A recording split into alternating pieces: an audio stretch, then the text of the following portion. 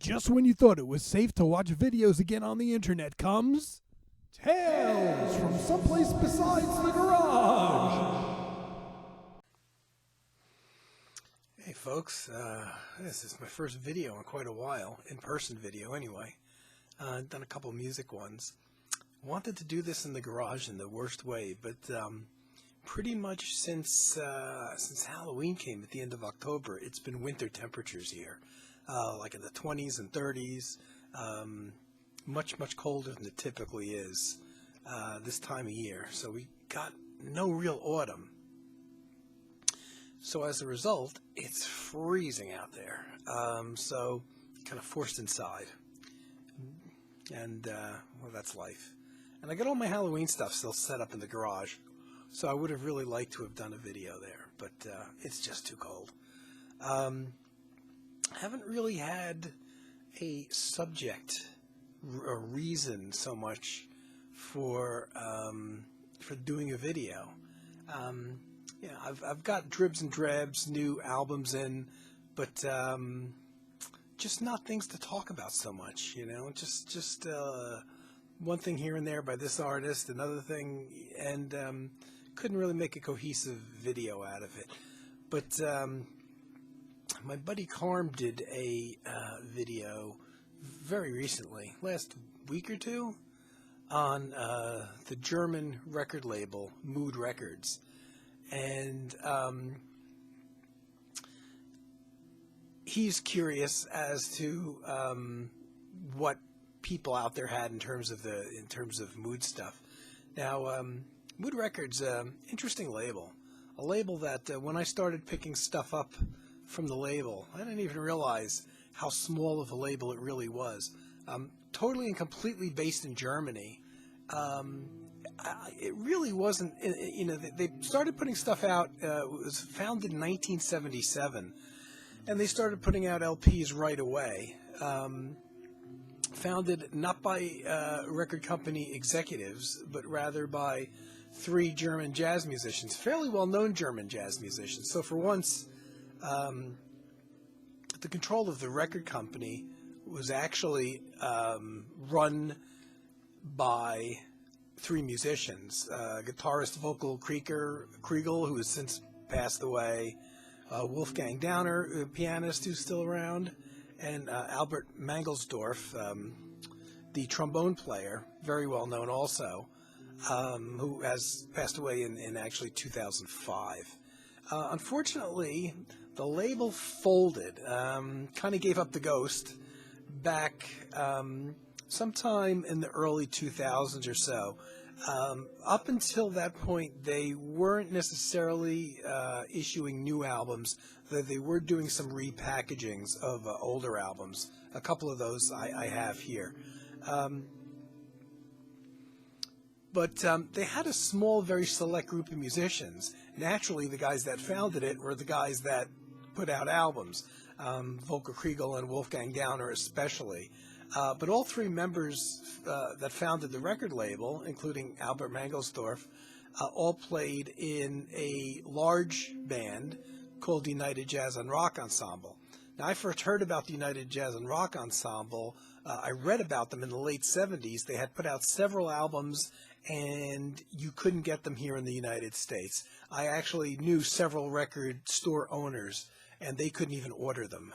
That's how impossible they were to get. So I don't think it was really until the CD era came around that these albums started managing to kind of get released as imports over here. Probably easier once the internet hit, and you could, you know, go online and find places that did imports. It got quite a bit easier then. But initially, in the late 70s, early 80s, you couldn't get these records in this country, and I tried.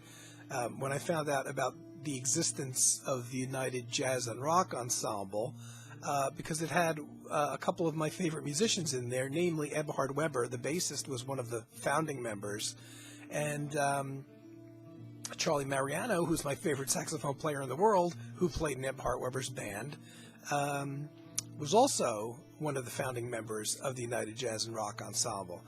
and along with guys that became favorites of mine, guys that I didn't know at the time, like keyboardist Wolfgang Downer and Volker Kriegel.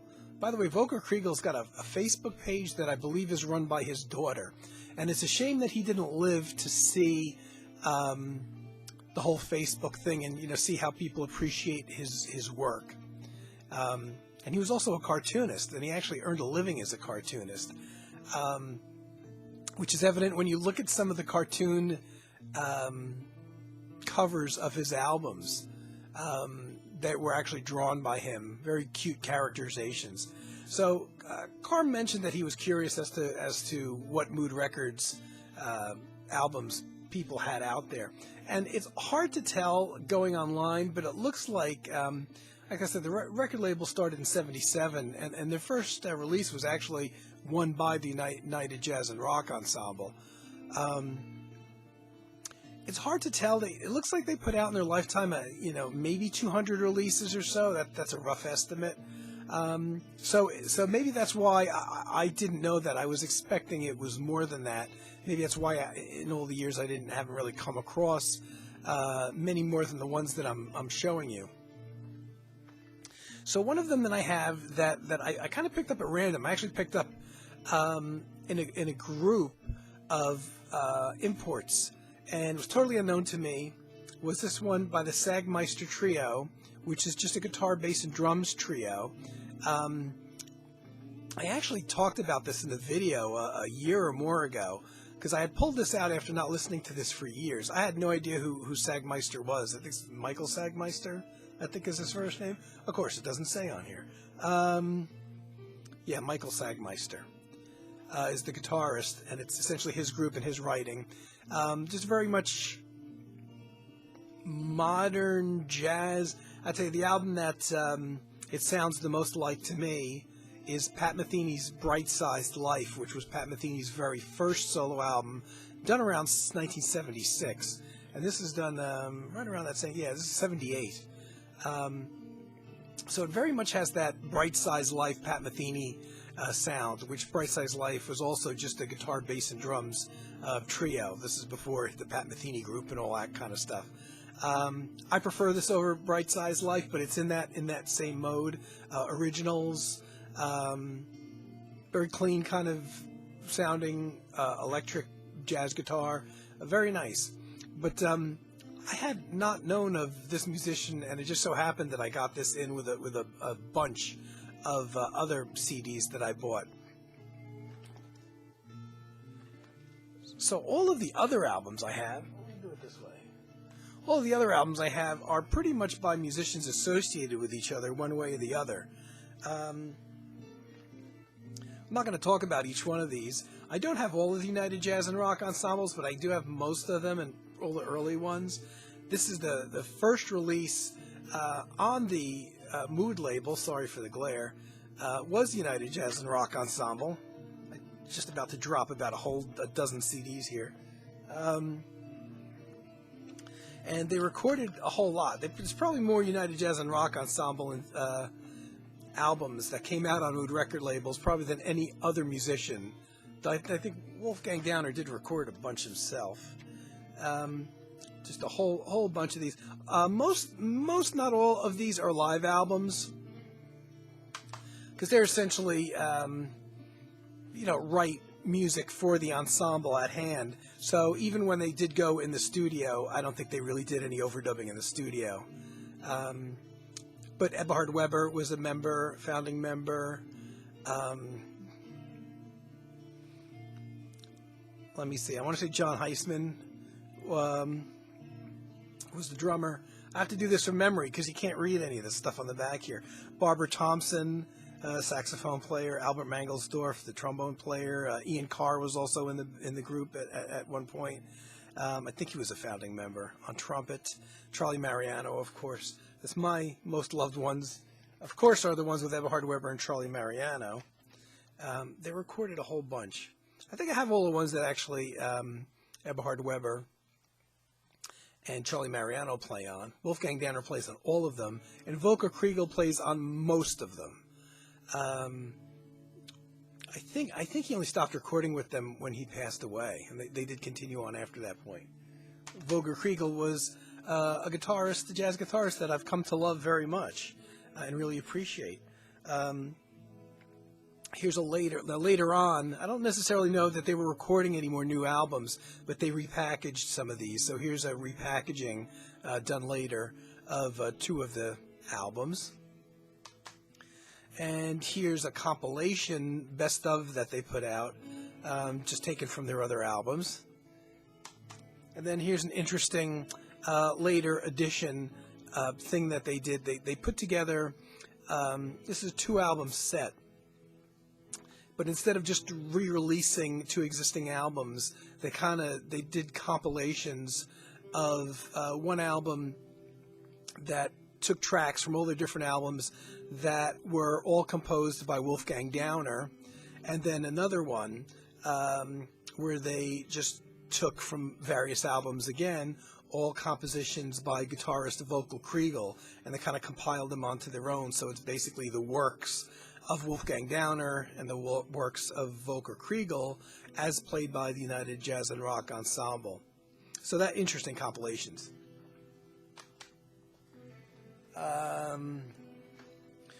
One of my favorite Charlie Mariano albums happens to be on Mood Records. And he didn't actually record a lot either for them. Plum Island. Freddie Studer, the drummer from Ohm. Jasper Van Hoff, who the European, I don't know what nationality he is actually. I want to say maybe Dutch. Wonderful keyboard player. I'd love to hear a solo keyboard album by him. He supported Charlie Mariano and a whole lot of jazz musicians throughout the years. And he's probably better known for supporting a lot of musicians like Archie Shepp and Charlie Mariano and being in their bands. But he also did stuff on his own. And Nicola Fisman, who's the bass player here, who, so it's basically bass, drums, and keyboards supporting Charlie Mariano on saxophones and flutes. I love this album. This is from the early 80s, I want to say. Yeah, 85. January 1985. So it's just basically a quartet, and there's one kind of rockish guitar solo that actually works on one song that's uncredited. And I'm like, well, how come they didn't credit the guitar player? And I just had the slightest feeling that it might be the bass player, Nicola Fisman, who I found on the internet somewhere quite a handful of years ago. And I happened to send him an email, and he replied, said, yeah, I'm the guy that played the guitar solo on that track. I'm like, oh, okay. I don't know why they didn't credit him. But I figured if they had brought in an outside musician that they would have credited him. So on the album, Nicola Fisman is just credited with playing bass, but he does play a guitar solo on one of the tracks. Continuing on, in Charlie Mariano mode, Charlie did record a bunch with Wolfgang Downer, so we get Wolfgang Downer in here, who's one of the founders of the label, and Dino Saluzzi, who plays the bandoneon, which is sounds like an accordion. It's like a different version of an accordion. An interesting oddball trio because there's no bass and no drums. They recorded a couple albums together, including a live album. Again, this is from, I want to say, the early 80s. Yeah, I can't. The printing is so small, and it's a little dark in here. One of my favorite albums from all time, it turns out, is on Mood Records. Tagore, Meditation on the Landscape, which is essentially kind of like a soundtrack album. The music was written for, I guess a documentary on Tagore. But it's incredible music, and it's unlike a lot of soundtrack music that a lot of soundtrack albums will have these tracks that are a minute long and a minute and a half long because it's just the music the way that it was used in the movies. This isn't that case at all. You know, there's a few tracks that are under 4 minutes maybe, but then there's much longer tracks. Listening to it, you would not know that it's a soundtrack album. And it's just Wolfgang on piano and synthesizers, and Charlie Mariano on alto sax and flute, and Ernst Stroher on percussion. Just the 3 guys. And they don't all play on each track. There's a couple tracks that are, I think, just Wolfgang solo, a whole bunch of tracks that are just duets with Charlie Mariano and Wolfgang Downer, and then a few tracks that also have the percussion, mostly hand percussion in there. It's just a great album. This is one of those albums that took me a long time to appreciate Maybe because it's very low key and it's easy to kind of drift off to and daydream to, and then it's over and you don't realize that maybe you weren't paying attention or something. It took me quite a few years to really appreciate how good this album is, and it's become one of my favorites. And it's a shame that it's on a label that now is, defunct, so the recording is out of print. Great album. Probably if I could only save one Moods Records, it probably would be that one. I hesitate to shudder. I shudder at the thought of that, though. Here's Mr. Mangelsdorf and Wolfgang Downer, just as a duet, a piano and trombone, kind of an odd combination, but very interesting. Wolfgang Downer solo piano, which a couple people have shown recently. Chris Kibler has shown this as an LP, as has Carm. Excellent solo piano disc. Again, I think this is... it's hard to tell. Pretty much all these recordings I'm showing are from somewhere from 77, 78 until the mid-80s, which seems to be the most active period of the record label. This one is from September 78. This is Wolfgang Downer, another solo album, Changes. This one is piano and synthesizers. Very early synthesizers, monophonic. When you hear it, it's maybe a little bit dated sounding, but I absolutely love this recording all the same. But you could clearly tell it's not recorded even in the 1980s. The synthesizer sounds are fairly primitive. But I love it. I love that album. And again, later on, they did repackagings. And on this 2-disc set, they did a repackaging of the Changes album that I just showed. And I think it's pronounced Zietlauf, which is a really nice, which is the album that I basically bought this for, because you couldn't get it as an individual album anymore. Just another Wolfgang Downer solo album, wonderful album. There's no credits on there, but there's some recording playing, like the flute kind of recorder, that I think was played by Wolfgang Downer, but there's no musician credits at all on here. And if it is Wolfgang playing it, it's the only album I'm aware of that he played any kind of wind instrument. But it's a really wonderful album. I don't regret having to shell out for 2 discs, even though I only really needed the 1 disc in here.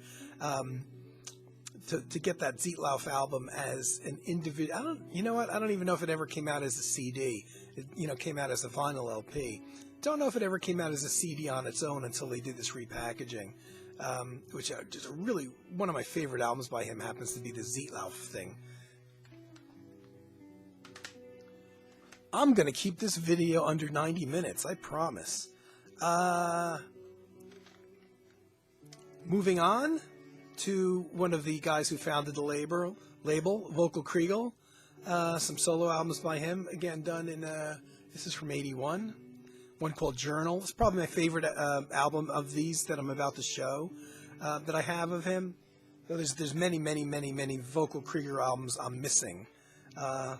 Palazzo Blue, which is adorned, this is a quartet by Vocal Kriegel that features one of Volker's own cartoons, so you get a flavor of his.